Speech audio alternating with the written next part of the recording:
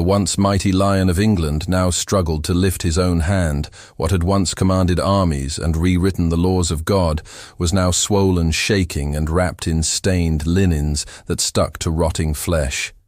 Henry VIII, King of Kings, breaker of papal power, lover of 6 queens, was no longer a man, but a living tomb. His courtiers still bowed, his physicians still lied, but the truth was clearer than any royal proclamation. Henry was dying piece by piece, hour by hour, mind and body collapsing together. The stench of infection followed him like a cloak. Gangrene ate through his leg with each passing day, and the pain turned him crueler than any battlefield ever had. Servants dared not speak of it. Even the bravest men flinched as they carried him, for they knew this was not a king being transported. This was a corpse refusing to die, but the horror was not just in his flesh. It was in his mind. His nights had become a canvas of nightmares. He screamed in his sleep, begging for mercy from the ghosts of queens he had murdered with ink and blade.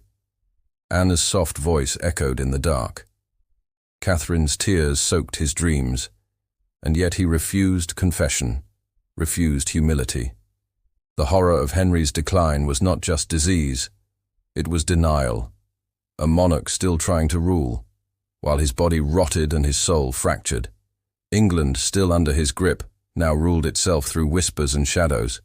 For what do you do when the most powerful man in the land is not only mad but melting? This is the beginning of the royal horror story. No history book dares to truly tell. He sat in silence now, but his thoughts roared louder than the armies he once commanded. His eyes no longer focused on the world around him, but wandered through corridors of memory and shadows. Twisted visions played behind his lids, even when open, and none could tell when he was lost and when he was awake. Once the center of every feast, he now trembled at the sound of his own name. Physicians entered and left his chambers, whispering words they did not dare speak aloud. Decay had taken his leg, but madness had taken his mind. He accused the ceiling of betrayal. He ordered the execution of curtains. He screamed at the moon as if it were Anne Boleyn's head floating in the sky. Madness was not creeping anymore. It had sunk its claws in and begun to rule his body. Shook in spasms, his voice cracked from hours of yelling at ghosts that only he could see. He saw his father calling him. A disappointment. He saw Cardinal Wolsey whispering of betrayal.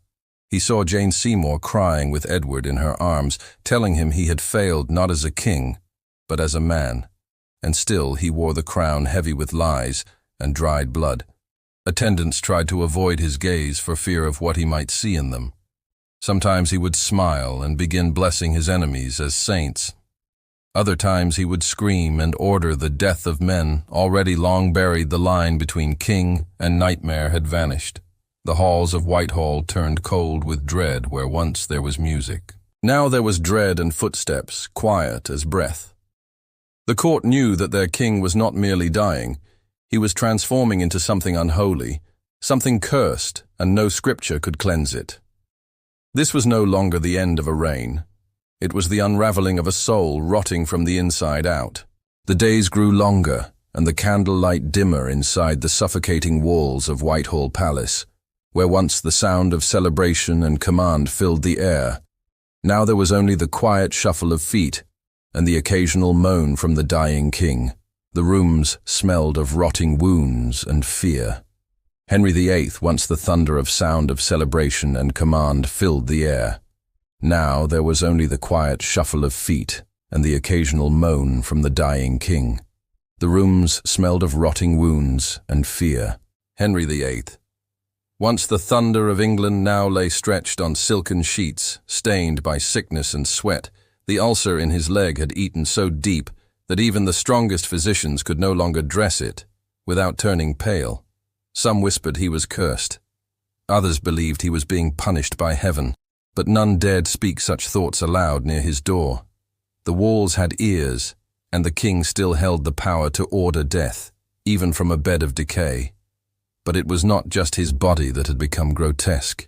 His mind had turned into a labyrinth of delusion every hour. He believed he was a different man. Sometimes he claimed to be his own father, warning his counselors of treason. Sometimes he muttered Latin prayers as though he was still a young prince in a chapel. More often he cried out for Anne Boleyn, not in anger but in sorrow, as if realizing too late the price of pride. He spoke to shadows that danced in the corners of the room, shadows that answered back in voices only he could hear. He accused the fire of spying on him. He once ordered a priest to be executed, then forgot why, then wept for forgiveness, then screamed again. When no one responded, the servants began walking backward when exiting his room, never turning their back on the monster. Their king had become not out of respect, but out of terror. Henry was no longer the heart of England. He was the heart of its nightmare. What once gave life now poisoned it. The few who still loved him kept their distance. The many who hated him hid their smiles behind cloaks of loyalty outside his chamber. The nobles planned the future, speaking softly of Edward, the boy king who would inherit a divided and bleeding nation. They wondered how long they had to pretend they still served a ruler, rather than a relic. The king ranted of glory and past wars, but the only war he now fought was with his own mind. Every memory turned against him, every decision replayed in a darker light. The execution of Thomas, more the fall of Anne, the betrayal of friends, each returned not as victories, but as wounds in his conscience.